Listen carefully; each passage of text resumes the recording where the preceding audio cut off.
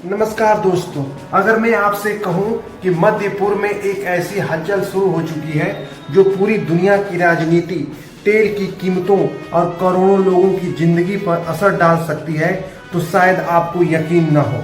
लेकिन पिछले कुछ दिनों में जो घटनाएं हुई हैं, उन्होंने पूरी दुनिया का ध्यान एक बार फिर ईरान और अमेरिका की तरफ खींच लिया है।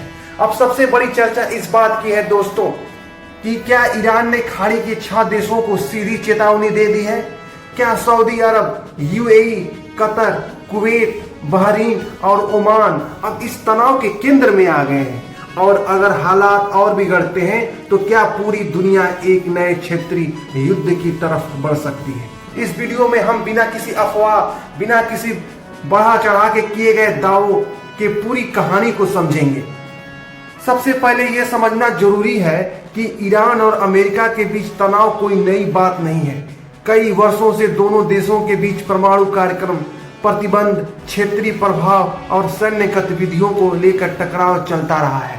हाल के घटनाक्रम के बाद ईरान की तरफ से यह संदेश सामने आया कि अगर खाड़ी क्षेत्र के किसी देश की जमीन, हवाई क्षेत्र या वहां मौजूद अमेरिकी सैन्य ठिकानों का इस्तेमाल ईरान के खिलाफ किसी सैन्य कार्रवाई के लिए किया गया, तो ईरान उसे सिर्फ अमेरिका का मामला नहीं मानेगा, बल्कि उसे उस देश को भी जवाब देने का अधिकार अपने पास सुरक्षित रखेगा।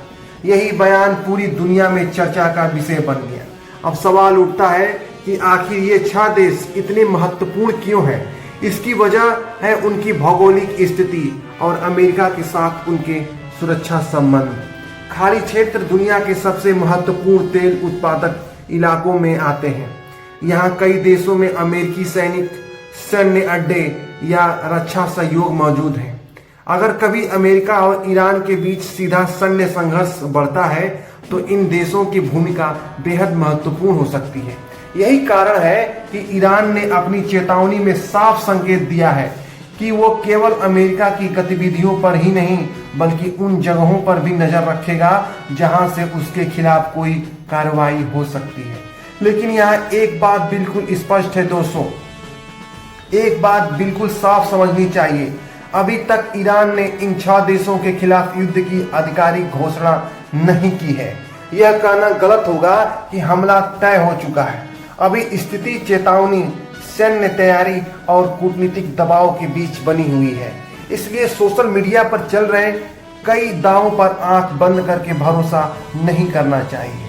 अगर आने वाले दिनों में तनाव और बढ़ता है तो उसका असर केवल मध्य पूर्व तक सीमित नहीं रहेगा। सबसे पहला असर तेल की कीमतों पर पड़ सकता है। पूरी दुनिया का बड़ा हिस्सा खाड़ी के तेल पर निर्भर है। अगर वहां से तेल की सप्लाई प्रभावित होती है तो अंतर्राष्ट्रीय बाजार में कीमतें बढ़ सकती हैं। इसका असर भारत जैसे देशों पर भी पड़ेगा, क्योंकि भारत अपनी जरूरत का बड़ा हिस्सा आयात करता है।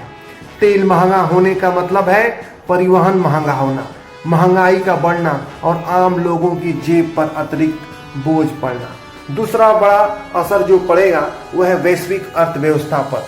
शेयर बाजारों में उतार चढ़ाव बढ़ सकता है। निवेशक सुरक्षित निवेश की तरफ भाग सकते हैं।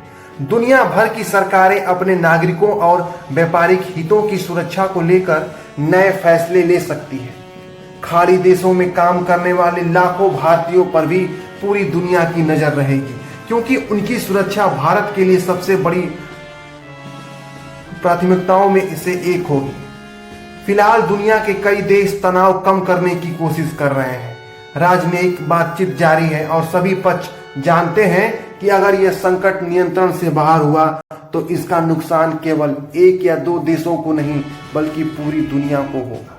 इसलिए आने वाले दिन बेहद महत्वपूर्ण माने जा रहे हैं। अब सबसे बड़ा सवाल यह है कि क्या युद्ध होगा? इसका जवाब इस समय किसी के पास निश्चित रूप से नहीं है।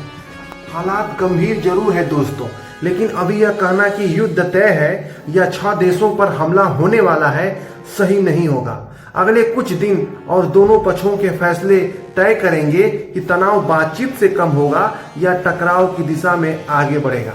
आपकी क्या राय है? क्या यह संकट बातचीत से खत्म होगा या मध्य पूर्व एक नए बड़े संघर्ष की तरफ बढ़ रहा है? अपनी राय कमेंट में जरूर लिखिए। अगर आपको ऐसे ही तथ्य आधारित और गहराई से समझाने वाली अंतर्राष्ट्रीय खबरें पसंद है तो वीडियो को लाइक करें, चैनल को सब्सक्राइब करें और बेल आइकन दबाना बिल्कुल मत भूलिए। मिलते हैं अगली बड़ी खबर के साथ, तब तक के लिए जय हिंद, जय भारत।